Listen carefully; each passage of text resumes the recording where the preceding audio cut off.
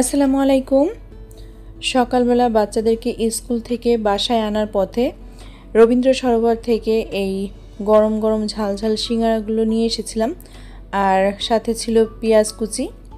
পেঁয়াজ কুচিটা আমার জন্য নিয়ে এসেছি। আমি সিঙ্গারার সাথে মরিচ আর পেঁয়াজ কুচি খেতে খুবই পছন্দ করি, আর আমার বাচ্চারা তো সস না হলে খেতে পারবে না, তাই বাবুদের জন্য একটু সস ঢেলে নিলাম বাটিতে, আর আমি এখন পেঁয়াজ দিয়ে খেয়ে নিব। তো সিঙ্গারাটা খাচ্ছি, এটা দিয়ে হচ্ছে আমাদের দ্বিতীয়বারের নাস্তা হয়ে যাচ্ছে সকালবেলা। আজ আমার বাসায় রেগুলার কিছু কাজ তো করবই, আর রেগুলার কাজের সাথে কিন্তু সংসারের আরও অনেক অতিরিক্ত কাজগুলো করে নিব, যেগুলো সাধারণত সচরাচর করা হয় না। তো রেগুলার কাজের পাশাপাশি সেই এক্সট্রা অতিরিক্ত কাজগুলো কী করছি সেগুলো আজ আপনাদের মাঝে শেয়ার করছি। নার্গিস আপা এসেছিল আমি আসার পরপরই, যেহেতু উনি বাসায় চলে আসে ইদানিং, তাই ঘরটা মোছা হয়ে গেছে। এখন যেখানে যে ম্যাট পাপোশ রাক্স দেওয়ার দরকার, তো সেখানে সেগুলো দিয়ে দিচ্ছি। আর এই ড্রয়িং রুমের যে ম্যাটটা আমি দিই, দেখেন আমি কিভাবে দিই। একা একা যখন বিছাই, আগে ম্যাটটাকে বিছিয়ে পরে টেবিলটা দিই, এরপরে ম্যাট সহ টান দিয়ে সব কিছু ঠিক করে নিই। এভাবে করেই একা একা কাজগুলো সেরে নিই। তো আপনারা সবাই কেমন আছেন? আমি Mehnaz diary of desires channel থেকে বরাবরের মতো আমন্ত্রণ করছি নতুন আরেকটি ডেইলি বাংলা ব্লগে। আশা রাখছি আমার প্রিয় আপু, আন্টি, ছোট ছোট সোনামণি এবং ভাইয়েরা যে যেখান থেকে বসে আমাকে দেখছেন সবাই আলহামদুলিল্লাহ ভালো আছেন, আর আমরাও আলহামদুলিল্লাহ বেশ ভালো আছি।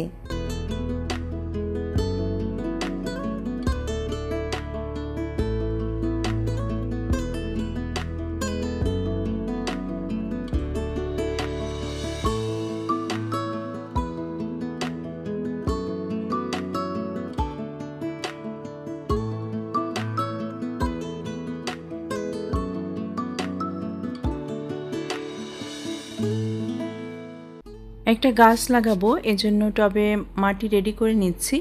তো এই কারণে কিছু শুকনো মাটি নিয়ে এসে সেখানে যে দলা পাকানো মাটিগুলো আছে সেটা হাত দিয়ে আমি একটু ভেঙে ঝুরি করে নিচ্ছি।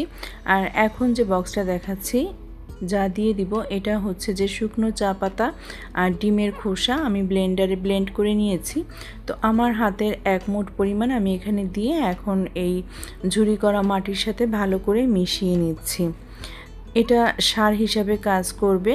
আর এখন অল্প পরিমাণ পানি দিয়ে আমি হাত দিয়ে একটু ভেতরে নেড়েচেড়ে দিচ্ছি, যাতে করে পানিটা একটু সব জায়গায় চলে যায়।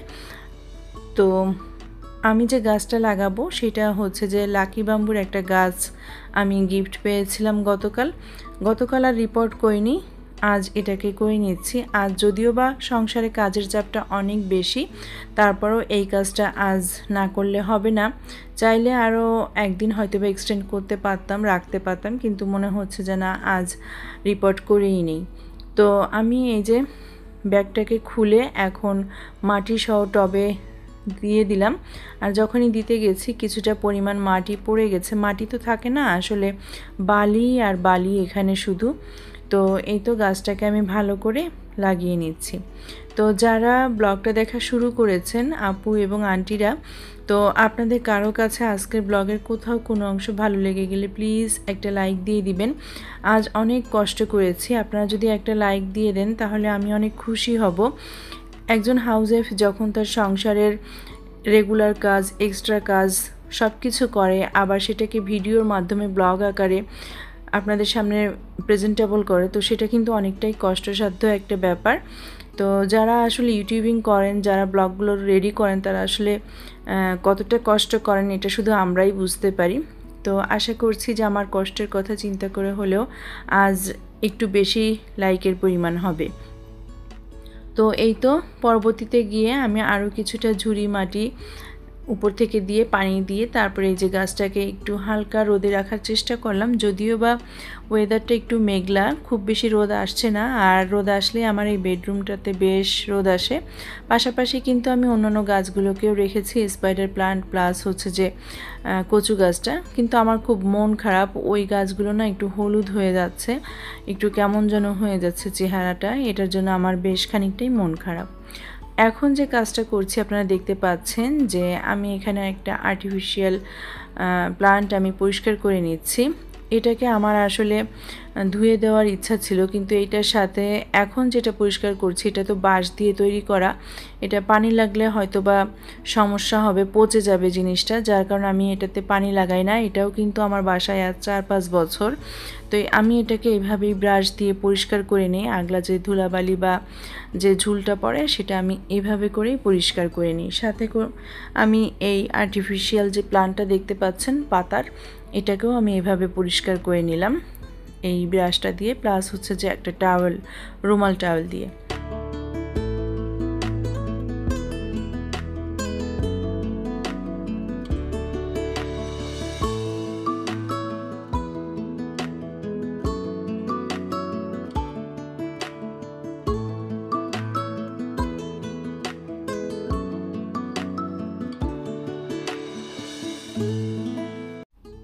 এটাকে প্রথমে আমি সোজা করে নিচ্ছি, তারপরে হাত দিয়ে একটু ঘুরিয়ে ঘুরিয়ে আমি পেঁচিয়ে পেঁচিয়ে এটাকে জাস্ট একটা শেপে নিয়ে আসব।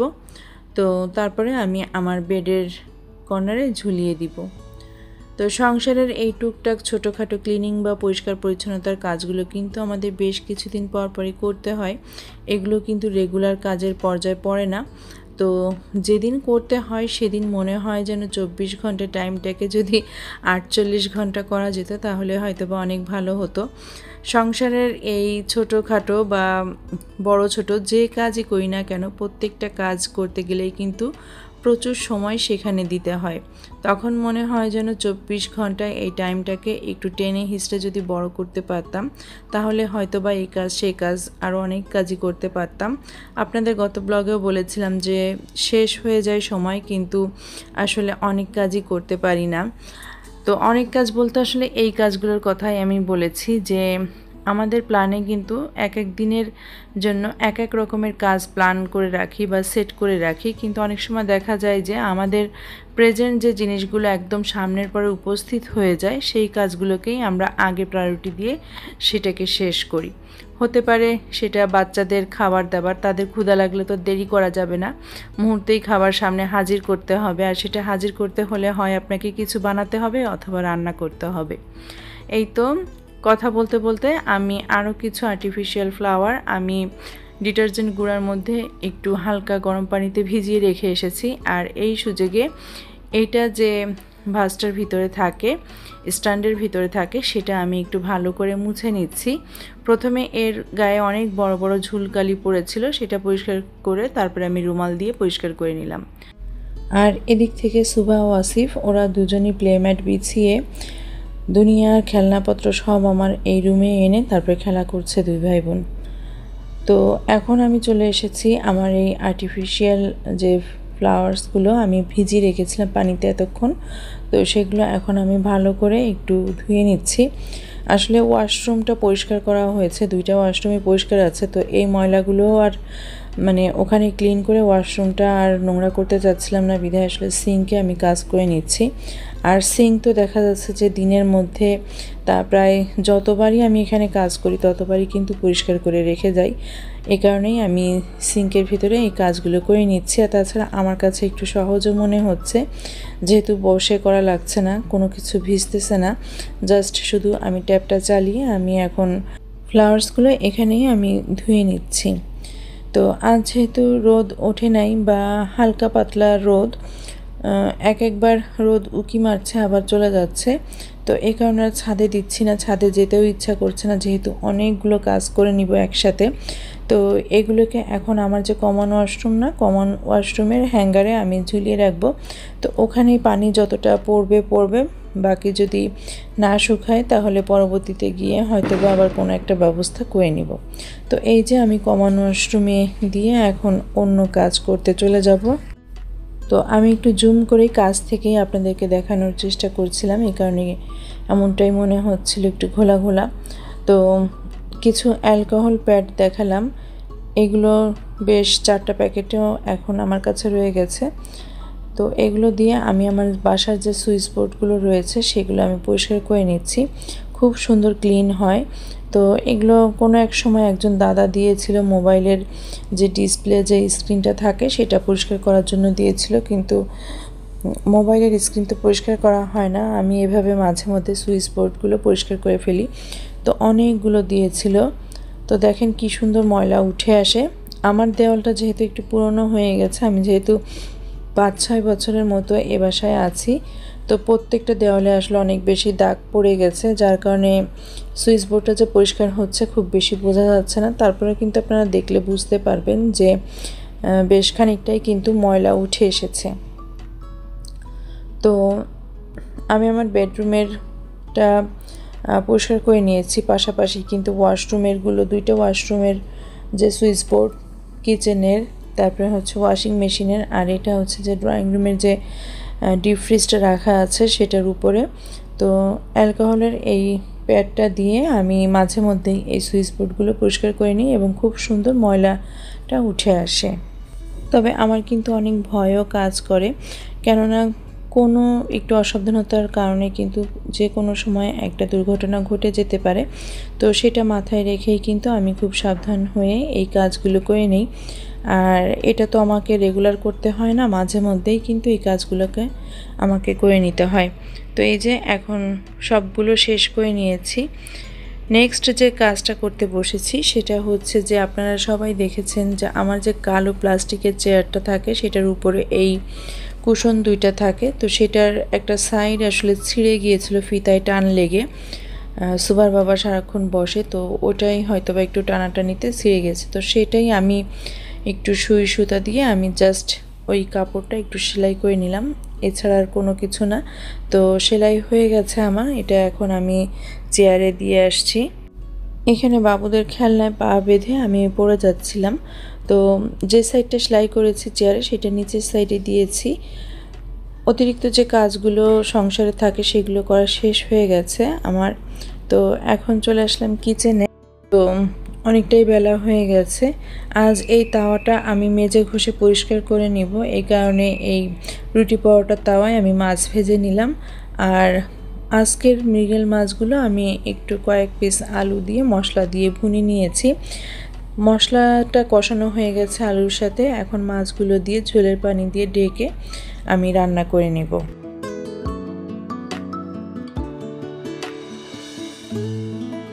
আপনি যদি আজ প্রথমবারের মতো আমার এই চ্যানেলটি ভিজিট করে থাকেন আর আজকের ব্লগটিও যদি কিছুটা হলে ভালো লেগে যায়, রিকোয়েস্ট করছি আপনি আমার চ্যানেলটিকে সাবস্ক্রাইব করে আমাকে সাপোর্ট করতে পারেন। পাশে থাকা বেল আইকনের অল অপশনটা সিলেক্ট করে দিতে হবে, এতে করে নোটিফিকেশনে আমার চ্যানেল থেকে নিত্য নতুন ব্লগগুলো পৌঁছে যাবে, চাইলেই আপনি যখন তখন দেখে নিতে পারবেন। অনেক আপুরা মনে করেন যে ব্লগ রেগুলার সামনে আসে, সাবস্ক্রাইব করার তো দরকার নেই। আসলে না আপু, আমাকে সাপোর্ট করার জন্যই আমি সাবস্ক্রাইব করার কথা বলেছি। আশা করছি আমার কথা চিন্তা করে সেটা করে দিবেন। আর যারা অলরেডি আমার চ্যানেলকে সাবস্ক্রাইব করে প্রতিনিয়ত আমার চ্যানেল ব্লগগুলি দেখছেন, লাইক করছেন, কমেন্ট করছেন, আপনাদের সবার প্রতি অনেক বেশি দোয়া ও ভালোবাসা জানাচ্ছি। তো আমি গ্যাসের চুলায় রান্না করে নিচ্ছি, আর এদিক থেকে ইন্ডাকশনেও রান্না চলছে। মাছ ভুনাটা হয়ে গেছে তাই ওটা নামিয়ে রেখে এসেছি। এখন যেটা করলাম, সিম আলুর সবজিটাকে আমি একটু ফোড়ন দিয়ে নিচ্ছি।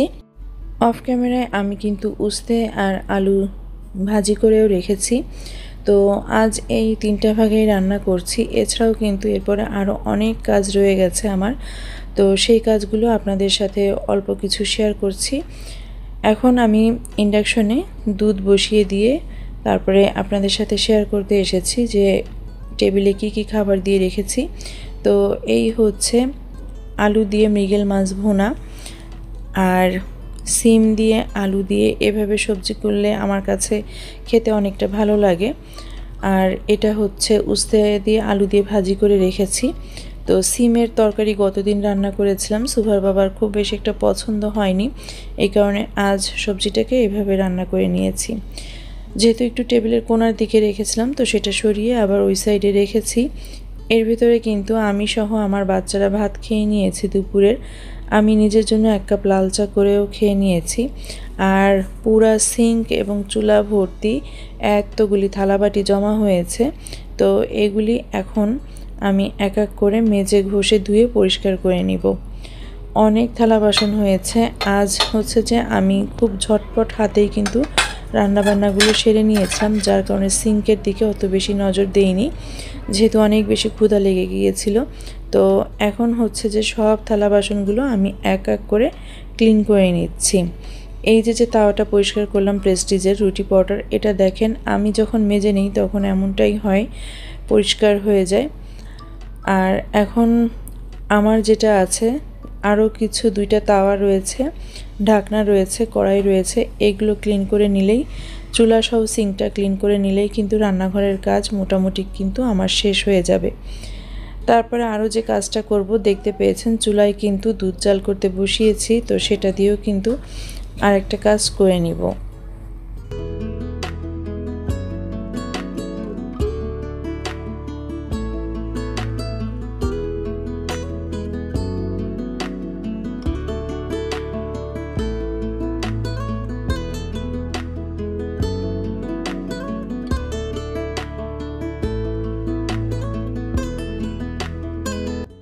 সিঙ্কে যত ময়লা এঁঠো থালাবাটি ছিল সব কিছু আমি মেজে ঘষে ক্লিন করে পরিষ্কার করে জায়গায় রেখে দিছি। আর সিঙ্কটাও এই যে মেজে ঘষে চকচকে করে নিচ্ছি, চুলাটাকেও পরিষ্কার করে নিয়েছি। মোটামুটিভাবে আমার রান্নাঘরের কাজ কিন্তু শেষ হয়েছে, বলা যায় ধোয়াধুয়ির কাজগুলো আমি শেষ করেছি। তো এখন একটু পায়েস রান্না করে নেব, এজন্য আমি চুলায় দুধটা বসিয়ে দিয়েছি। বাচ্চারা দেখা যায় যে লিকুইড দুধ কাপে বা মগে ঢেলে দিলে সেটা খেতে চায় না, বাট এভাবে যদি দুধ দিয়ে আমি সুজি, সেমাই, পায়েস, পুডিং রান্না করে দিই বা বানিয়ে দিই, তো সেটা কিন্তু তারা অনায়াসে খেয়ে ফেলে। তো পায়েস রান্নাটা হয়ে গেছে, এখন আমি উপর থেকে তেজপাতা, দারচিনি, এলাচ যেগুলো ছিল সেগুলো সব ফেলে দিয়ে তারপরে 2টা সার্ভিং বলে আমি নামিয়ে নিচ্ছি। পায়েসটা কিন্তু ঠান্ডা হতে হতে আরও বেশ খানিকটা ঘন হয়ে যাবে, আর ফ্রিজে যখন রাখবো তখন আরও বেশ কিছুটা থকথকে হয়ে যাবে। তো এই ছিল আমার আজকের ব্লগ। সকাল থেকে সন্ধ্যা পর্যন্ত সংসারের রেগুলার যে কাজ থাকে সেই প্রতিদিনের কাজের পাশাপাশি কিভাবে অতিরিক্ত কাজগুলো সময়ের মধ্যে শেষ করেছি তা আপনাদের সাথে শেয়ার করেছি। যদি ব্লগের কোথাও কোনো অংশ ভালো লেগে যায় তো প্রিয় মুখগুলো কমেন্ট করতে ভুলবেন না। দেখা হবে নেক্সট ব্লগে। সবাই অনেক বেশি ভালো থাকবেন, আমাদের জন্য দোয়া রাখবেন। আজকের ব্লগ থেকে বিদায় নিচ্ছি। আল্লাহ হাফেজ। আসসালামু আলাইকুম।